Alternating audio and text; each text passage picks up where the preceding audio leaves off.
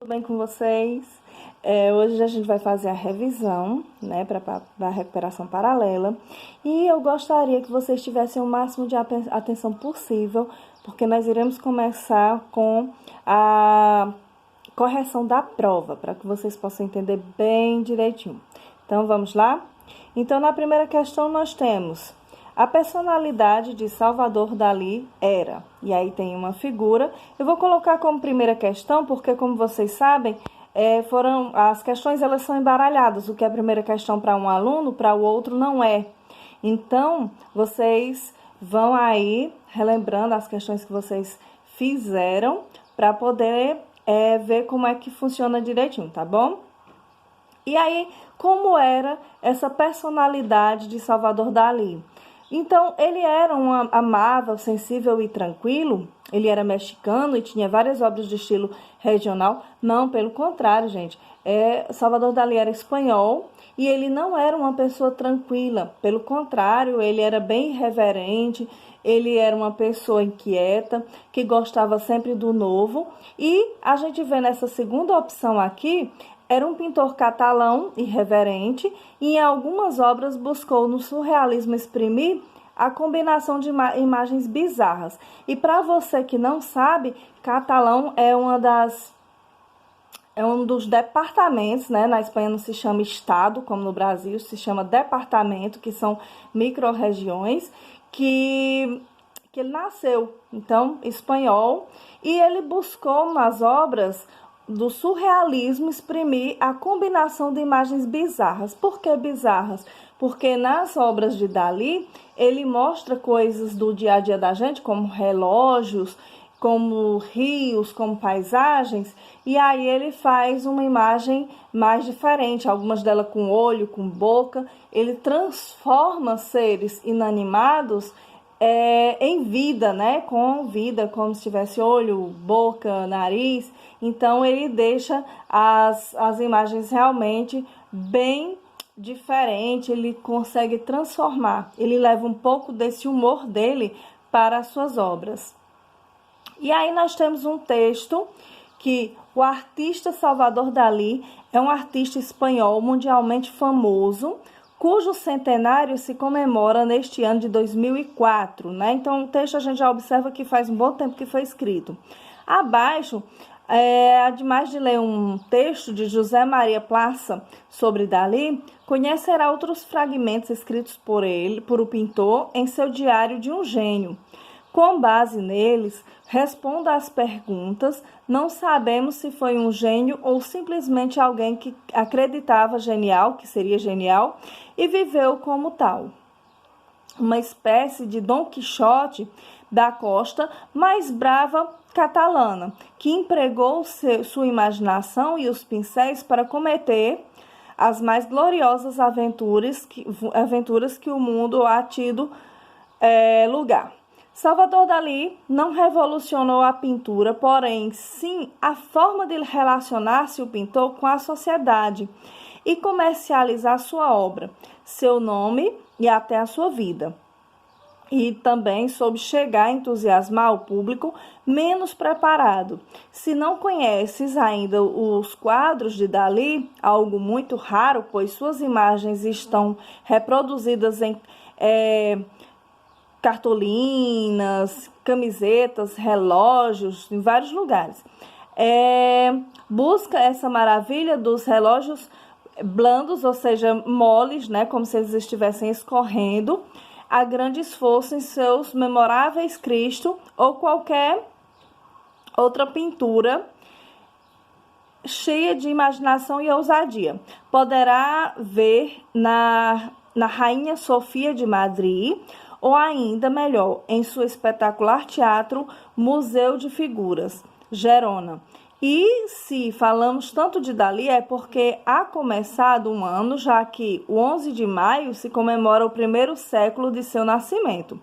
Com motivo deste aniversário, se realizarão atos, exposições e outros eventos na Espanha e em todo o mundo.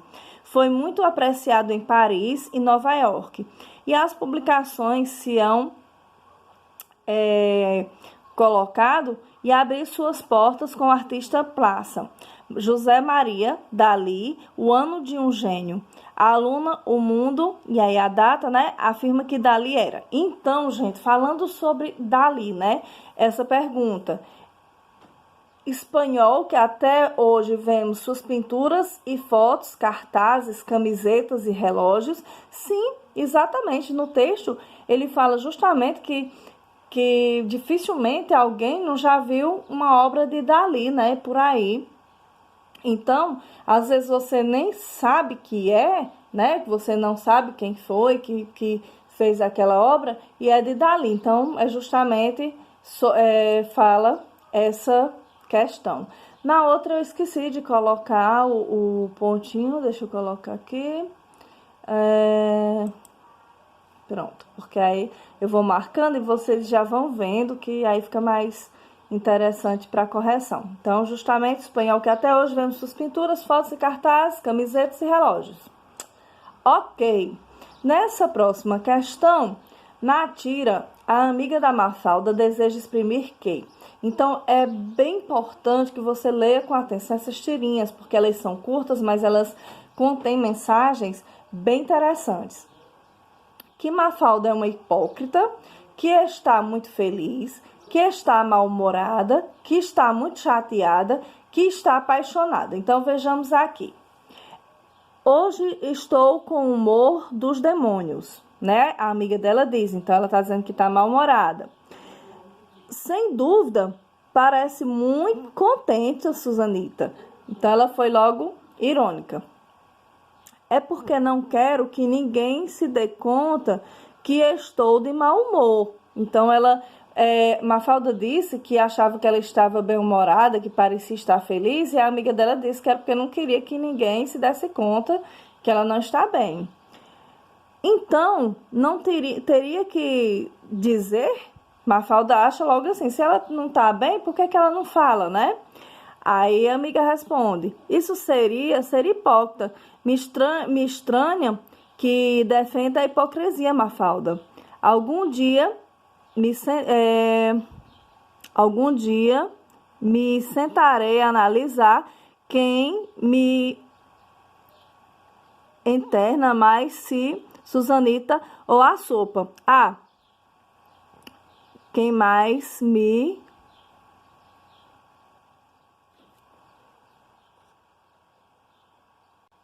Ok, tava dando um reflexo aqui, eu não tava conseguindo ler direito, né? Que o que mais chateia, né? Susanita ou a sopa. Na verdade, a gente vê uma passagem que a amiga de Mafalda realmente falava que tá de mau humor. Mas o que deseja exprimir, né? O que deseja exprimir a tira. Então, que a amiga dela chama de Mafalda de hipócrita. É justamente isso que a tira quer mostrar. A só diferença entre eu e um louco é que não sou louco. A frase pode parecer incoerente. Sua incoerência se dá justamente porque nela Dalí. Então, aqui nós temos uma imagem. E aqui, lamenta sua loucura, nega sua loucura, se compadece dos loucos, ri da loucura, se chateia do que pensa os loucos. Então, gente, nessa frase é bem nítido que ele nega a sua loucura. Por que ele nega? Observamos aqui, a única diferença entre eu e um louco é que eu não sou louco. Ele nega ser louco. Então, aqui a gente já percebe logo que, apesar da frase parecer incoerente, mas ele nega a sua loucura. Próxima. Em qual alternativa está escrito corretamente o número 70 em espanhol? Então, aqui, gente, nessa questão, eu aproveitei para colocar algumas pegadinhas, aquelas coisas que as pessoas, quando estão aprendendo espanhol, acaba colocando, inventando algumas palavras até. E temos aqui 70, 70, 70, 70. Esse 70 aqui, ele está com C. Então, vejamos aqui. 70 Não, por quê? Porque a palavra 70 em espanhol se chama 70, não é siete. Como eu expliquei para vocês, o prefixo vai mudar, então a raiz não vai pelo número siete, e sim 70, bom? A imagem se chama espanhol, e aí também nós tivemos no conteúdo desse bimestre objetos do colégio. E aí nós vemos aqui o quê? Uma borracha, e vamos aqui. Como se chama esse objeto em espanhol? Las ceras, el lápiz, la goma, la regla, el apagón. Bom, las ceras seria o giz. Lápis seria lápis. La goma, sim, é esse objeto aqui, ok? La goma seria a opção correta. La regla é a régua e el apagón é o apagador do quadro, tá bom? Na frase de Salvador Dalí, a única coisa que o mundo não terá suficiente Dalí gostava do exagero, seja nas pinturas, dramaturgias ou em tudo que fizesse parte de sua vida. Com certeza, Davi, pelas próprias fotos da época, a gente observa aqui que ele gostava das coisas irreverentes. Algumas delas ele tem fazendo careta, ele gosta dos exageros, ele coloca as cores, o bigode dessa forma aqui pintado. Isso aqui mostra um pouco da personalidade exagerada de Dalí. Então, a gente percebe nitidamente que sim, na vida e na obra dele, ele gostava sim dos exageros. Então, Dalí gostava do exagero, seja nas pinturas, dramaturgias ou em tudo que fizesse parte da sua vida. Próxima questão. O objeto da foto se chama espanhol. Então, aqui nós estamos vendo uma tesoura, né? Que também faz parte dos objetos escolares. Temos las ceras, las tijeras, el estuche, el fila-lápis, el cortador. Então, las ceras eu já disse, né, que é o giz. Las tijeras, vamos lá, el estuche, estojo de guardar o material, lápis, caneta. El afila-lápices é o apontador. El cortador, ele pode ser como que a gente sempre usa para fazer o perfurador, né? Então, a única opção que teria, las tijeras. Próxima. Nós temos mais uma aqui, tirinha da Mafalda, que diz que quando crescer, quer ter uma cultura. Entretanto, sua amiguinha disse que gostava de ter muitos vestidos, porque Mafalda bateu na colega. Então, vamos lá. Quando for grande, quero ter muitos vestidos. E eu, muita cultura, disse Mafalda. Te levam presa por sair à rua sem cultura? Aí Mafalda, não. Prova sair sem um vestido. É muito triste ter que bater em alguém que tem razão. Então, ela bateu na colega porque a Mafalda é mandona, a gente sabe disso, mas que ela dá razão, porque se a pessoa sair na rua sem roupa, ela é presa. Enquanto, né, que se for sair na rua sem cultura, não acontece nada. Cultura, no sentido que a Mafalda diz, gente, é a bagagem de aprendizagem, tá bom? Então, vamos lá.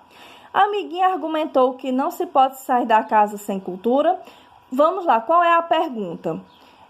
Por que Mafalda bateu na colega? Então, vamos lá. A amiguinha argumentou que não se pode sair da casa sem cultura. Mafalda percebeu que gostava muito de moda e concordou com a colega. Por não gostar de estar errada, Mafalda bateu na menina, mesmo dando razão aos argumentos da amiga, com certeza. Ela deu razão à menina, dizendo que realmente não se pode sair na rua sem roupa, enquanto sem pode, mas ela não gosta de estar errada. Então, a resposta correta. Porque a coleguinha falou que seu vestido era feio, então isso aqui não teve nada a respeito disso aqui dentro dessa história.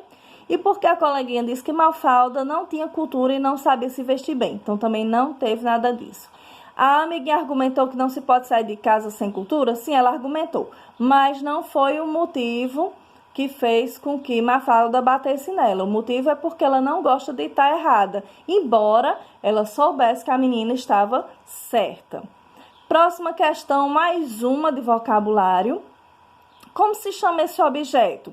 Então, os arquivadores, la carpeta, la memória USB, la grampadora, el perfurador. Então, aqui, os arquivadores são aquelas pastas, né, de arquivar.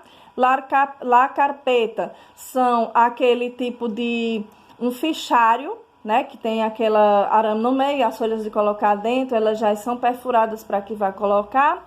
Memória USB também vocês já sabem o que é para computador, para equipamentos. E a grampadora seria nossa opção correta. E aqui, mais uma vez, do conteúdo dos números, nós temos os números 450 e 2010 se leem respectivamente. Então, aqui vai ser por extenso esses números aqui. Nós temos 450, 2010, 450, 2010, 450, 2010, 450, 2010, 450, 2010. Observem que cada uma delas vai ter ou uma letrinha a mais, ou vai ter um conectivo, ou vai iniciar com uma letra que não seria a correta. Então, vamos lá. Por que que essa opção aqui não seria a certa? Para demonstrar essa questão, eu vou mostrar para vocês aqui no quadro, para que vocês possam entender de forma mais clara, tá bom? Pronto, gente. Agora a câmera vai mexer um pouquinho, porque eu vou ter que segurar, tá certo? Mas vamos lá. Como se divide a escrita por extenso dos números em espanhol? Então, aqui nesse quadro eu coloquei milhar, centena, decena e unidade. Peraí, só um minutinho. Agora sim, escrito em português nome unidade, agora está em espanhol, unidade. Então, pessoal, nessa primeira aí que tem 450, como será em espanhol? Milhar, nesse número 450, não vai ter. Vai ter centena? Vai, que é 400, e assim é a forma correta que se escreve. Vai ter a dezena? Com certeza. Qual é a dezena? 50. E aí, nós vamos ter unidade? O número, por exemplo, é 453? Não. Então, como o número é redondo, ele fica apenas 450. Ah, Renata, não tem um conectivo, né, entre um e outro, né? Não tem conectivo entre centena e dezena, não é verdade? Exatamente. Como vocês podem observar, o conectivo, que é representado pela Y, né? Em espanhol se chama o Y de Y, só separa unicamente dezenas e unidades. Então, 450 não tem conectivo. Vamos ao outro número que está expresso na questão, milhar. Como se escreve o 2000? Então, 2000, aí depois vocês verem aí, e 10. Nós temos conectivo nessa daí? Não, nós não temos conectivo. Então, por isso vai ficar 450, sem separação de conectivo, igual vocês estão vendo, e 2010. Renata, e na centena? Bota o quê? Nada, não teve 2110, não teve 2210. Então, aí, nesse caso, a centena não vai colocar nada. Então, voltaremos aqui para a prova de vocês para nós procurarmos a questão que expressa justamente o que eu coloquei nesse quadro. Esse quadro, ele facilita muito para você poder observar a forma certa de escrever. Então, se não tem unidade para separar da dezena, então não haverá conectivo. Tá bom, galera? Vamos lá. E aí, nós chegamos na questão. Ali no quadro que nós vimos, o número estava 450, 2010? Não. E 10, né? Aqui tem 10. Não. Ali tinha 450, 2010. Sim, justamente aqui.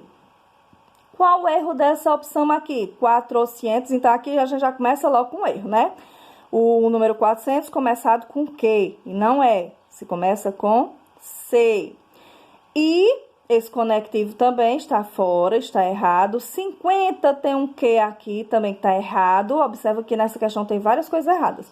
2000, então o 2 com I, na verdade são 2. 1000 e outro conectivo aqui, I, 10, também é errado. Nessa outra opção, 450, então a gente observa que o erro dessa opção é o conectivo. 2010, então outro erro, esse conectivo. E essa última opção, 400, então esse SC seria o erro. E em 2010, o 10 está com S, então também está errada. Bom, pessoal, essa foi a correção da nossa prova, para que quando você for fazer a sua recuperação paralela, a sua prova, vocês se liguem bastante nesses detalhes do numeral por extenso, tá bom? Então é isso, pessoal. Um beijo grande, fica com Deus. Qualquer dúvida, pode me procurar e tchau, tchau.